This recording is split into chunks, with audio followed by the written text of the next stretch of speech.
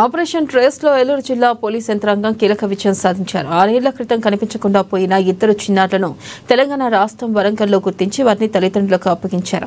చిన్నారులకు పుస్తకాలు, బ్యాగ్, మరికొన్ని వస్తువులను ఏలూరు డీఎస్పీ శ్రావణ్ కుమార్ అందించారు. ఇక భవిష్యత్తులో మంచిగా చదివి ఉన్నత స్థాయికి ఎదగాలని డీఎస్పీ ఆకాంక్షించారు. ఈరోజు మన ఆపరేషన్ ట్రేస్ లో భాగంగా గౌరవ డీజీ గారు మరియు ఎస్పీ గారు ఈ ప్రత్యేకంగా ఏదైతే ఈ మిస్సింగ్ గర్ల్స్, మిస్సింగ్ ఉమెన్, అలానే ఈ మిస్సింగ్ బాయ్స్ విషయంలో ప్రత్యేకమైన శ్రద్ధ తీసుకోవడంతో పాటు అందరినీ కూడా సమాయత్తం పరచడంతో పాటు ఎవరైతే ఈ తప్పిపోయిన పిల్లల్ని ట్రేస్ చేసే విషయంలో, అలానే ట్రేస్ చేసిన వాళ్ళ తల్లిదండ్రులు చేసే విషయంలో కూడా ఇది జరిగింది.